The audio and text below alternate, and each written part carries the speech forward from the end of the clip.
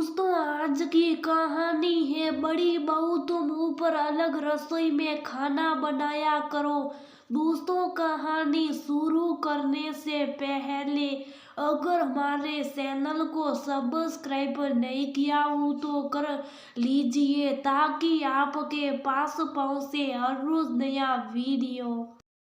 ऊपर बेटी बेटी भाषण दे रही, ये नहीं नीचे आकर देख ले क्या काम करना। नीचे आकर किशन के दरवाजे पे पैर रखते ही सुलोचना जी की आवाज सलोनी के कानों में पड़ी। उसके पैर किशन के दरवाजे पर ही ठिठक गए। सलोनी के दिमाग में कुछ सुलझे अनसुलझे प्रश्न सुलगने लगे। सुलोचना जी की बड़ी बहू सलोनी घर के ऊपर के पोर्शन में रहती। बच्चे बड़े हो गए थे, एक कमरे में रहना मुश्किल हो रहा था, इसलिए सलोनी और रंजीत ऊपर शिफ्ट हो गए थे। सलोनी घर का काम काज को बड़ी जिम्मेदारी से निभाती। काम के चलते वह अपने ऊपर भी ज्यादा ध्यान नहीं देती। पति रंजीत सुबह जॉब पर निकल जाते। सलोनी दिन भर घर के काम में लगी रहती, दोनों बेटियों पर भी ज्यादा ध्यान नहीं दे पाती। सलोनी दोबारा मां बनने वाली थी। सुबह उठकर जल्दी जल्दी नाश्ता खाना बनाकर रंजीत को देती, बच्चों को तैयार कर स्कूल भेजती। काम करते हुए जब थक जाती तो कुछ देर रुक कर फिर से काम पर लग जाती। कुछ दिनों बाद उसने बेटे को जन्म दिया। बेटा अभी बेटा छोटा ही था पर जिम्मेदारियां उसके ऊपर पूरी आ गई थी। उसका एक पैर नीचे रहता और एक पैर ऊपर। नाश्ता या खाने में थोड़ी भी देर हाथ हो जाती तो उसकी सासू माँ पूरा घर सर पर उठा लेती। सलोनी दौड़ती हुई नीचे आती और कहती, मम्मी जी मैं आ ही रही थी। बेटा उठ गया था, उसे सुलाने लगी थी। कुछ महीनों बाद देवर की भी शादी हो गई।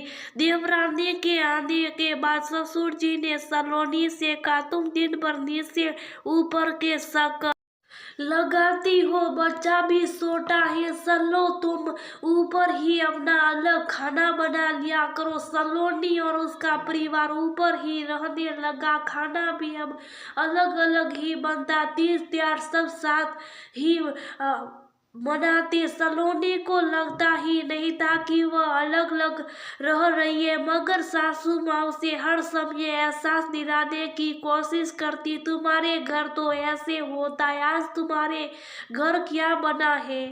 तुम्हारे सब सुनकर सलोनी को थोड़ा अजीब लगता पर सलोनी हंसकर टाल देती। देवरानी प्रभा का व्यवहार शुरू शुरू में तो ठीक था, मगर उसे भी अब ये लगने लगा था कि जेठानी जी तो ऊपर रहती, अपनी मर्जी से खाती पीती है, उन्हें तो अब कोई रोक टोक नहीं है। मैं अकेले सास ससुर की जिम्मेदारी क्यों उठाऊं। पर बाकी सासू माँ से रोज ही किसी ना किसी बात पर बहस हो जाती। घर में शांति बनाए रखने के लिए ससुर जी ने प्रभा और रंजीत को अलग रहने का फरमान सुना दिया।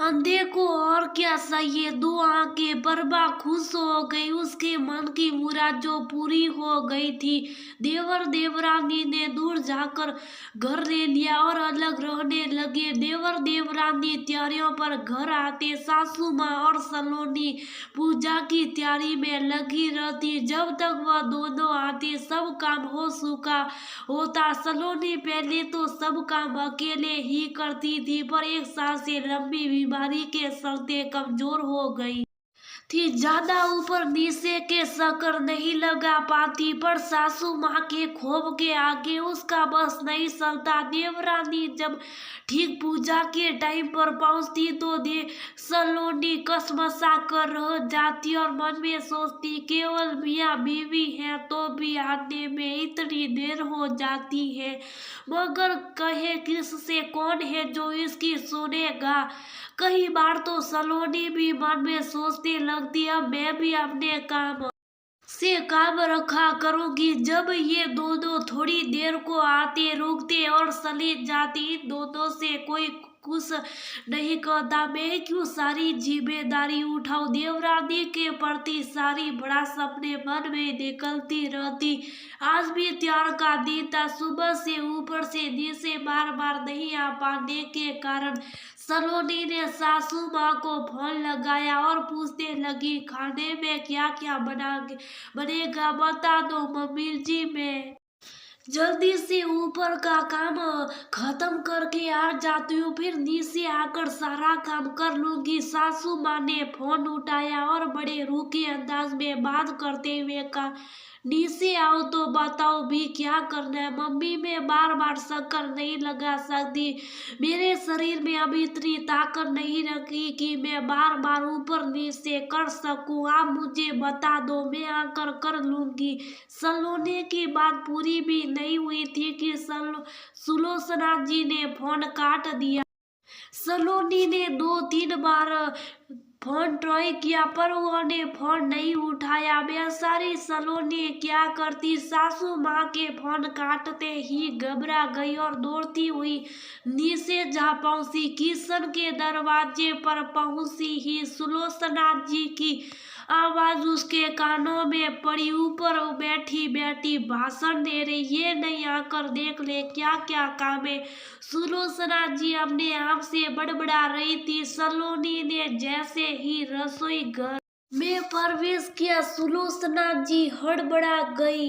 वो सोचने लगी कहीं सलोनी ने सब सुन तो नहीं लिया। उनके चेहरे पर अलग अलग भाव आने लगे। सासू माँ का चेहरा देख अपने मन में सद रहे हैं। अंत द्रव्द को सलोनी आज खत्म कर देना चाहती थी। सलोनी आंखों में आंसू भरकर सासू माँ से कहने लगी, मम्मी जी, मैं जिस दिन से शादी होकर आई मैंने आपकी हर बात को मान दिया। आप जैसे कहती गई मैं करती गई। 3 बच्चों की जिम्मेदारी संभालने के बाद भी घर की सारी जिम्मेदारी बखूबी उठाती रही। पर कब तक, जब तक मैं अकेली बहू थी समझती थी। मैंने आज तक उब तक नहीं की, पर आज जब मैं पूरी तरह समझती नहीं हूँ, उतनी मेहनत नहीं कर पाती जितनी पहले कर लेती थी। तो आज मेरे अस्तित्व पर सवाल क्यों?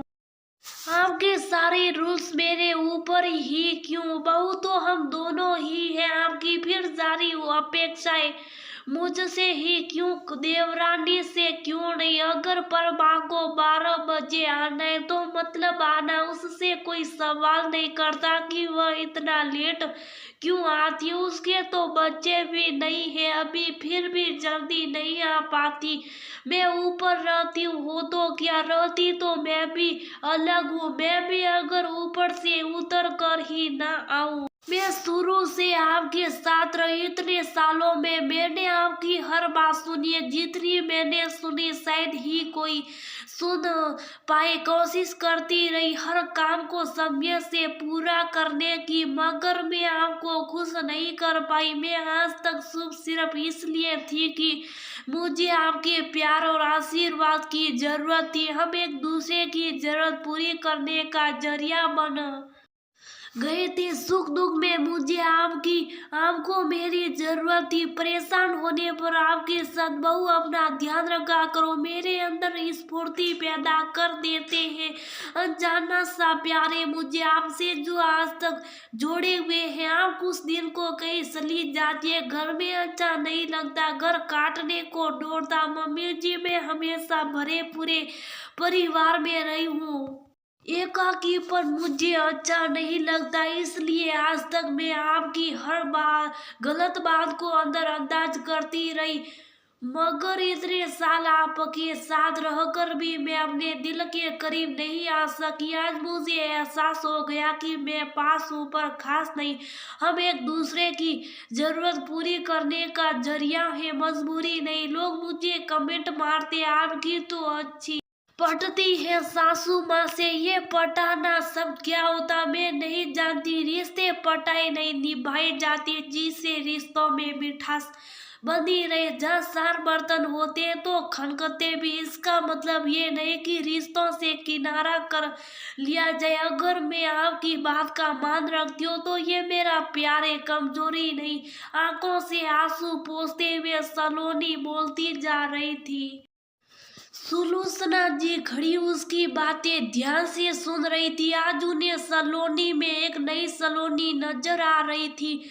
सुलोचना जी को भी ये बात समझ आ गई थी कि सारे रूल सलोनी के ऊपर ही क्यों। मेरे लिए दोनों बहुएं बराबर है तो मुझे व्यवहार भी एक समान ही करना होगा। सलोनी ने उसकी आंखें खोल दी थी। सुलोचना जी ने संकल्प लिया कि वो अब अपनी दोनों बहुओं में भेदभाव नहीं करेगी। वो ने बढ़कर सलोनी को प्यार से गले